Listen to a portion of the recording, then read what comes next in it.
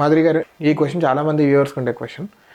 ఇప్పుడు వాళ్ళ పిల్లల్ని ఫ్యామిలీని యూట్యూబ్లో చూపిస్తూ ఉంటారు మేజర్గా.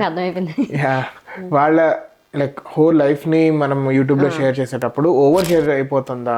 పిల్లల ప్రైవసీ, ఇంట్లో వాళ్ళ ప్రైవసీ కూడా షేర్ అయిపోతుందా? కొంతమందికి ఇంట్లో వాళ్ళకి నచ్చదు, అయినా కానీ షేర్ అయిపోయి వాళ్ళ ప్రైవసీని దెబ్బతీస్తున్నట్టు కదా. And how are you protecting? మీకు ఇంట్లోంచి వచ్చిన బ్యాక్లాషెస్ ఏమైనా ఉన్నాయా?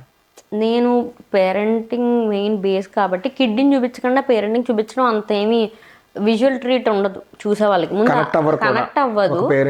సో నేను అందుకనే స్టిక్ ఆన్ టు టాపిక్స్. పిల్లలు సరదాగా మాట్లాడినవి ఏంటంటే అవి ప్రైవసీ అనేది సెకండరీ వస్తుంది. నేను పిల్లల స్కూల్ ఎక్కడ, లేకపోతే మా లొకేషన్, ఇలాంటివన్నీ చాలా మటుకు ఫిల్టర్ చేయడానికి ట్రై చేస్తాను.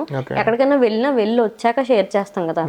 నేను మోస్ట్లీ లైవ్ అప్డేట్స్ పెట్టను ఇన్స్టాగ్రామ్లో, పెట్టను. అందుకే సో వీఆర్ హియర్ నౌ అని అంటే 10 seconds బ్యాక్ స్టోరీ చూడ అలాంటివి చేయను అనమాట. మోస్ట్లీ నెక్స్ట్ డే ఎప్పుడు పోస్ట్ చేస్తాను. కొంచెం మైనర్ కేర్ ఉంటుంది, చాలా చిన్న టైనీ థింగ్స్ అన్నీ కేర్ తీసుకుంటాను. అండ్ ఓవర్ షేరింగ్ అనేది నేను అందుకనే మొత్తం బ్లాగ్లో చూస్తే వాళ్ళు కొంచెం ఉంటారు, అంటే మొత్తం వాళ్ళు నేను కొంచెం ఉన్నాను. నేను ఎక్కువ వాళ్ళు అవసరమైన దగ్గర. ఇప్పుడు పిల్లడు తింటున్నాడు బాగుందని వాడు చెప్పాడంటేనే కదా కొంచెం ఎఫెక్ట్ ఉంటుంది. ఇప్పుడు నేను తిని మా అబ్బాయి బాగా తిన్నాడు నేను స్క్రీన్ మీద చెప్తే ఆవిడగా అర్థం కాదు. సో అదేంటంటే పిల్లల్ని వాడుకుంటున్నారా అని కొంతమంది అంటారు. అంటే పిల్లలు మనం వాడుకుంటున్నారా? పిల్లలు వాళ్ళు ఎదగడానికి మన పేరెంట్స్ వాడుకుంటున్నారా? కాదు కదా. వాడుకోవడం అనే మాట చాలా ఇది అనిపిస్తుంది.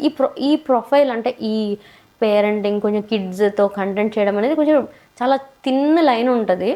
అది చాలామంది అర్థం కాదు. అగైన్ ఎవరి ఇష్టం వాళ్ళది.